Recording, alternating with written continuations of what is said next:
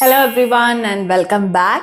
In today's video, we'll be discussing capital budgeting, a vital process in financial management that helps businesses evaluate and select long-term investment projects.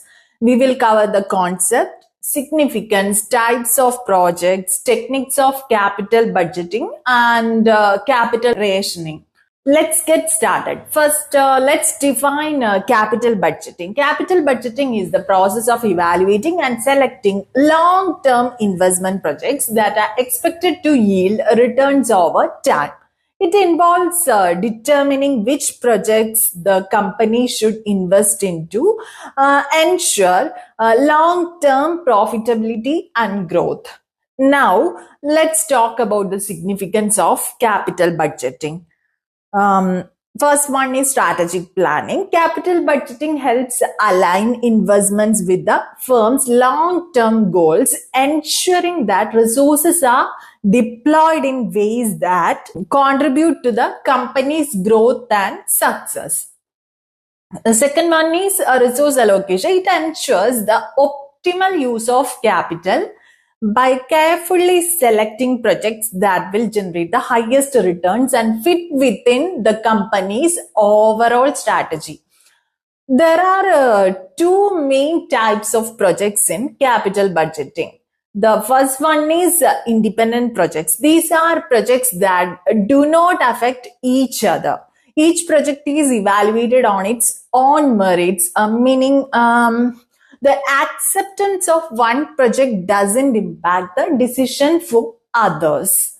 Then the second one is mutually exclusive projects. These projects are alternatives where the acceptance of one project precludes the acceptance of another. You will need to choose between competing projects based on which provides the best financial return. Next, let's dive into the techniques of capital budgeting. These are methods used to evaluate potential investment opportunities. The first one is net present value or NPV. It is the difference between the present value of cash inflows and the present value of cash outflows.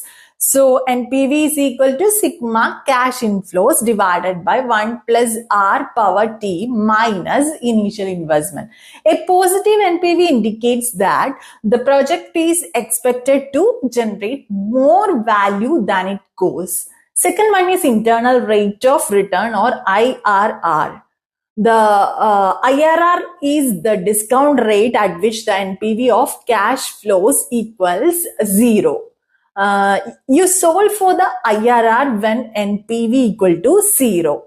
Projects with an IRR higher than the company's required rate of return are typically accepted. Third one is payback period. The payback period is the time required to recover the initial investment. Sum the cash inflows until they equal the initial investment. The shorter the payback period, the more attractive the project. Then there is profitability index or PI. It is the ratio of the present value of cash inflows to the initial investment. PA is equal to present value of cash inflows divided by initial investment. A PA greater than 1 indicates that the project is profitable.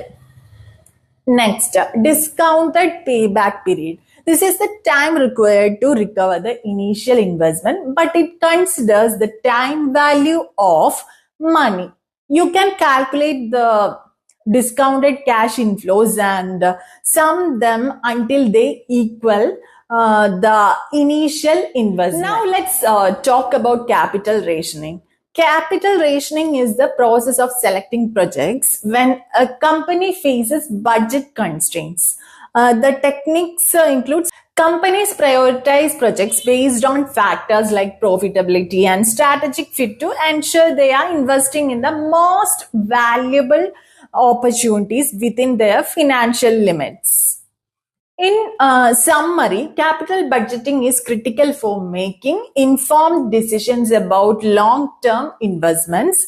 By using techniques like NPV, IRR, payback period, PEI, and discounted payback period, companies can evaluate the profitability and feasibility of various projects. Understanding capital rationing also helps companies prioritize investments when resources are limited. Thank you for watching. If you found this video helpful, don't forget to like, share, and subscribe for more insights into financial management and business strategy. See you in the next video.